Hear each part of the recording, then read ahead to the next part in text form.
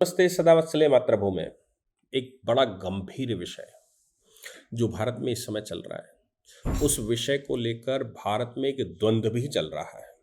आज की केंद्र की सरकार यानी कि 2014 के बाद की सरकार को लेकर इंटॉलरेंस भारत में चल रहा है। यूएस कह रहा है कंट्री ऑफ पार्टिकुलर कंसर्न है in case of human rights, कह रहा है कि कंट्री ऑफ पार्टिकुलर कंसर्न है in in in matters of the minority rights. और हेट स्पीच पिछले लंबे समय से हेट स्पीच का पिछले 3-4 साल तो खूब हो ही गए। अब मैं शक्ति वाहिनी के केस की बात करूं, पूनावाला के केस की बात करूं, तहसीन पूनावाला के केस की बात करूं, या फिर हेट स्पीच के मामले में जितेंद्र त्यागी की बात करूं, ये सभी हेट स्पीच के केसेस सुप्रीम कोर्ट में या तो डायरेक्ट आए थे या सुप्रीम कोर्ट ने संज्ञान लिया था किसी न किसी प्रकार से, और सरकारों को खूब लताड़ा, खूब मतलब जो कर सकते थे वो किया। पुलिस ने अगर कहा कि हेट स्पीच नहीं थी तो भी कोर्ट ने कॉग्निजेंस लिया, डायरेक्ट कॉग्निजेंस लिया। और कॉग्निजेंस लेते हुए लगातार ये प्रेशर है भारतीय समाज पर कि तुम हेट स्पीच बोल रहे हो। अपनी बात कहने पर कि ये बात है, उसको हेट स्पीच की कैटेगरी में बहुत सारे लोग घुमा फिरा कर ले आते हैं, और जन भावना में वो रिप्लाई भी बड़े बड़े दिए ही जा रहे होंगे, इसमें कोई शक नहीं। मैं पूरी स्पीचें नहीं सुनता। इसी मामले को लेकर सुप्रीम कोर्ट में एक नई पिटीशन थी, और ऑनरेबल जस्टिस नागरत्ना, जो कि ऑनरेबल पूर्व chief justice of India Venkataramiah साहब की बेटी है, ऑनरेबल जस्टिस के.एम. जोसेफ जो ऑनरेबल जस्टिस मैथ्यू के बेटे हैं, वो दोनों सुप्रीम कोर्ट के जज थे। इनकी बेंच में वो मामला गया, और उस मामले को लेकर केंद्र सरकार को नोटिस किया गया था, राज्य सरकार को नोटिस किया गया था, पूछा गया था कि भाई हेट स्पीच के मामले में आप क्या कर रहे हो। उससे पहले आपको याद होगा हिंदू जन आक्रोश यात्रा, ऐसी एक यात्रा निकलने की बात हो रही थी, और महाराष्ट्र में वो उसने एक बड़ा स्वरूप लिया, पूरे देश में मैसेज गया इस बात का कि भाई जन आक्रोश यात्रा हिंदुओं की वहाँ निकल रही है। इस बात की जन आक्रोश कि भाई हनुमान चालीसा करने पर भारत में किस किस प्रकार के केस लगाए जाते हैं, और उस बात को लेकर सुप्रीम कोर्ट पहले आया गया था। सुप्रीम कोर्ट ने, मैं जहाँ तक याद है मुझे, सुप्रीम कोर्ट ही आए थे या हाई कोर्ट हो, ये डायरेक्शन दिया था कि भाई ये यात्रा, पहले तो यात्रा पर वैन लगा दिया गया था। सरकार समझते हैं वहाँ की कैसी थी, तो वैन लगा दिया गया था। वैन लगाने के बाद वो परमिशन दी गई थी। परमिशन में ये कहा गया था कि वीडियो रिकॉर्डिंग की जाएगी, वीडियो रिकॉर्डिंग के साथ ये कहा गया था हेट स्पीच नहीं की जाएगी, और बहुत कुछ डायरेक्शन देकर इशू किया। जनक रश यात्रा निकली। ये जो यात्रा निकली, इसके बाद उसकी क्लिपें लाकर सुप्रीम कोर्ट में फिर आया गया, और कहा गया कि ये कंटेम्प्ट ऑफ कोर्ट का केस है। कंटेम्प्ट ऑफ कोर्ट इसलिए क्योंकि जो आपने डायरेक्शन दिया था उस डायरेक्शन के अगेंस्ट में वहां नारेबाजी हो गई, और लोगों ने इस तरह की बात कर दी। सुप्रीम कोर्ट ने उसको संज्ञान लेते हुए केंद्र और राज्य को नोटिस कर दिया, दोनों प्रेजेंट हुए। अब आप समझ लीजिए कि मतलब हिंदू समाज, या मैं कहूँ भारतीय लोग, अगर कोई यात्रा करते हैं, कोई स्टेटमेंट देते हैं, या जो भी है पर पोजीशन है, तो उसका संज्ञान लिया जाना चाहिए। अगर गलत बोला होगा तो लिया जाना चाहिए। लेकिन तुषार मेहता साहब जब प्रेजेंट हुए तो उन्होंने दूसरी बात कही। उन्होंने कहा, मतलब ये मैं समझता हूं कि केंद्र सरकार पहली बार इतने इतने व्यापक रूप में बोली, और क्या बोली। उन्होंने कहा कि साहब मुझे बताइए कि do not have any clips from the Kerala? क्या केरला में ऐसा नहीं होता? क्या डीएमके पार्टी के नेता ने खुलेआम ये नहीं कहा कि आपको अगर वहां न्याय चाहिए साउथ में, तो फिर ब्राह्मणों की नृशंस हत्या करनी पड़ेगी, उनको बुचर करना पड़ेगा? ये क्या इंटॉलरेंस नहीं है? ये क्या हेट स्पीच नहीं है? केरला में सीधी सीधी परेड की जाती है और हिंदुओं को क्रैश करने की बात कही जाती है, क्या ये हेट स्पीच नहीं है? क्या आंध्रा में ओवैसी के भाई सीधी सीधी स्पीच देते हैं, क्या हेट स्पीच नहीं है? क्या वो हेट स्पीचें नहीं है जहां हिंदुओं को समाप्त करने की बात कही जा रही है? एक मिस्टर जैन ने मुकदमा फाइल कर दिया। अब जैन साहब ने मुकदमा ये फाइल कर दिया कि ये लोग हमको गाली दे रहे थे, मतलब हिंदुओं को गाली दे रहे थे। उसके मामले में वो इंडिविजुअल लड़ेंगे, वो अकेले लड़ेंगे, क्योंकि भाई दूसरी पार्टी। और इधर आप दूसरी तरफ संज्ञान सार्वजनिक ले रहे हैं। तो जैन साहब, मतलब हिंदू समाज अगर मुकदमा लड़ेगा तो वो अकेला लड़ेगा, अकेले लड़ेगा का मतलब है वो हेट स्पीच उसको लगी तो वो लड़े जाके। न सरकार सहयोग करेगी, ना कोर्ट सहयोग करेगा, ना पीआईएल उसमें होगी, वो इंडिविजुअल मामला बनेगा। और इधर ये सार्वजनिक मामला बनेगा जिसमें कोर्ट पूरे के पूरे समाज को घसीट कर लाएगी, कोर्ट पूरे के पूरे समाज से सीधे प्रश्न करेगी। क्या ये न्याय है? वो कहते हैं आपको ये क्यों नहीं दिखता कि केरला में क्या चल रहा है? आप तो केरला से ही आते हैं, वो तो केरला से ही आए हैं ऑनरेबल जस्टिस के एम जोसेफ, और नागरत्ना जी तो कर्नाटक से आई हैं। हालांकि दोनों की परवरिश रहना सहना सब दिल्ली में हुआ, क्योंकि दोनों के जज पिता थे, पिता दोनों के जज थे और सुप्रीम कोर्ट में ही थे, इसलिए पढ़ाई लिखाई यही हुई। फैकल्टी और लॉस ज़्यादातर सुप्रीम कोर्ट में इस समय जो जजेस हैं वो आप समझ सकते हैं कि कहाँ से आते हैं। और मोस्टली की पढ़ाई जो बड़े नाम हैं, अभी फिलहाल पिछले 3-4 चीफ जस्टिसों का ऐसा मामला दिखने को आया, उनमें से कई एक का कि वो दिल्ली के ही एक ही बैच के अगल बगल के हैं, एक ही कॉलेज एक ही फैकल्टी का, ऐसा कुछ मिला जुला प्रकरण दिख रहा है। तो लेकिन वो आती तो कर्नाटका से हैं, उनका एलिवेशन तो कर्नाटक से हुआ, भले ही कर्नाटक में उन्होंने प्रैक्टिस कितनी की होगी पता नहीं। और ऐसे ही ऑनरेबल जस्टिस के एम जोसेफ, वो भी केरला से आते हैं और केरला से ही उनका एलिवेशन हुआ, रहे दिल्ली में वो अलग बात है। तो उन्होंने कहा कि भाई आपको ये दिखता नहीं राज्य, तो ऑनरेबल जस्टिस के एम जोसेफ ने उसमें साफ कहा नहीं, हमें दिखता है, लेकिन मतलब जो बात कही वो समझने वाली है, लेकिन केरला इंपॉर्टेंट दिखाई देता है। आप सोचिए, उन्होंने कहा केरला इंपॉर्टेंट दिखाई दे रहा है इन विषयों पर, वो नपुंसक, हम हिंदी में नपुंसक ही कहेंगे भाई, हो सकता है कि उसका कोई और इंटरप्रिटेशन हो इंपॉर्टेंट का, तो इंपॉर्टेंट दिखता है। ऐसे में तुषार मेहता साहब ने साफ कहा केंद्र सरकार इंपॉर्टेंट नहीं है। शब्द सुनिए, उन्होंने कहा कि केरला को आप नोटिस क्यों नहीं इशू करते?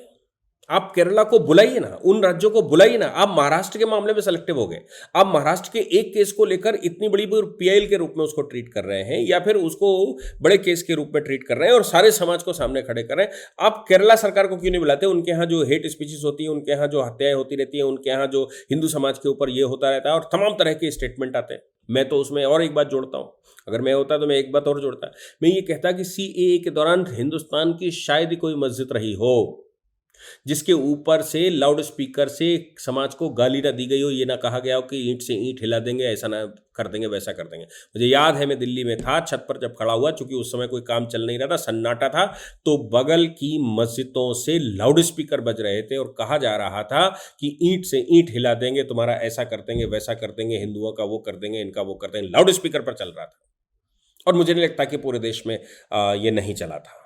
तब कहाँ थे वो कॉग्निजेंस लेने वाले लोग? अब इनका कहना है कि वो इम्पोर्टेंट था, तो तुषार मेहता साहब ने उनमें जवाब दिया। उन्होंने कहा but court having the power to take the cognizance. आपके पास क्लिप है, मैं दिखाता हूँ, मैं आपको डीएमके के नेता की क्लिप दिखाता हूँ, मैं आपको केरला की क्लिप दिखाता हूँ, मैं आपको राज्य के बहुत सारे स्थानों की क्लिप दिखाता हूँ। उन्होंने कहा आप उसको कंसीडर करिए, आप उसको लेकर आइए। उन्होंने कहा हम सेलेक्टिव क्यों हो जाएं, हम एक व्यक्ति की बात क्यों करें, हम पूरी सोसाइटी की बात क्यों नहीं कर रहे, हम सबके लिए क्यों नहीं कर रहे? आप महाराष्ट्र वाले मामले में तुरंत कॉग्निजेंस लेते हैं, केरला वाले मामले में कॉग्निजेंस लेने को आप तैयार नहीं हैं। आपको सुमोटो कॉग्निजेंस लेने का अधिकार है, आप लीजिए उसमें और सबको रोकिए। ऐसी परिस्थिति में उन्होंने कहा कि केरला तो इंपॉर्टेंट है, तो इन्होंने कहा कि देखिए केंद्र इंपॉर्टेंट नहीं है, आज की केंद्र की सरकार इंपॉर्टेंट नहीं है, we have taken an action. उन्होंने शब्द सुनिए, तुषार मेहता साहब कह रहे हैं please please please do not do this and this will be a justification of clips. आप ऐसा प्लीज प्लीज प्लीज ये मत करिए कि एक क्लिप विशेष को ले आइए। State is behaving important and does not take action on time. ये बेंच ने जवाब दिया। इसके जवाब में तुषार मेहता साहब ने कहा it was the state of Kerala which did not take in action while the central government did. हमने किया। कांट से दैट अबाउट, सुनिए, can't say that about any state, but the center is not important. Center has banned PFI and we will do everything. हम ऐसे किसी भी समूह को, आपने पीएफआई ऐसा करता था, हमने बैन किया, हमने उसको निस्तेनाबूद किया, उसको बिल्कुल जड़ से खत्म किया। केंद्र इंपॉर्टेंट नहीं है। ऐसे किसी भी मामले में जिसमें ऐसा होगा, केंद्र सरकार के सामने बात आती है तो हम एक्शन लेते हैं। लेकिन आप ऑनरेबल कोर्ट से कहा आप सेलेक्टिव क्यों हो जाते हैं? कुछ पार्टिकुलर केसेस में आपका सिलेक्शन हो जाता है, कुछ पार्टिकुलर केसेस में आप संज्ञान ले लेते हैं, लेकिन बाकी केसेस में आप संज्ञान नहीं लेते। आपको पावर है, कोर्ट को पावर है कि वो संज्ञान ले सकता है, डायरेक्ट कॉग्निजेंस ले सकता है, लेकिन नहीं ले रहा।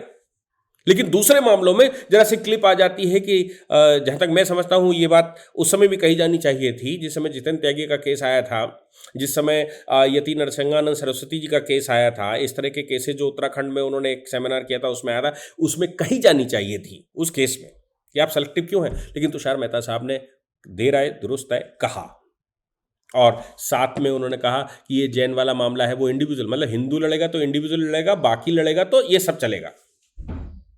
तो उन्होंने कहा हिंदू जन आक्रोश यात्रा में अगर ऐसा कुछ हो गया है, कोई वीडियो क्लिप बनाई है, कोई वीडियोग्राफ आ गया है, कुछ और आ गया है, तो उस पर मैं मानता हूं, लेकिन ऐसा नहीं होना चाहिए। हम सीआरपीसी के तहत कानून बनाने जा रहे हैं, हम सीआरपीसी में इस तरह को इनकॉर्पोरेट करने जा रहे हैं। केंद्र सरकार सीआरपीसी में इस प्रकार का संशोधन करने जा रही है जिसमें हेट स्पीचेस के मामलों को टैकल किया जा सके और छोटे छोटे कोर्टों में भी वो मुकदमे किए जा सकें कि अगर कोई किसी के खिलाफ कहेगा तो उसके खिलाफ मुकदमा चलाया जाएगा।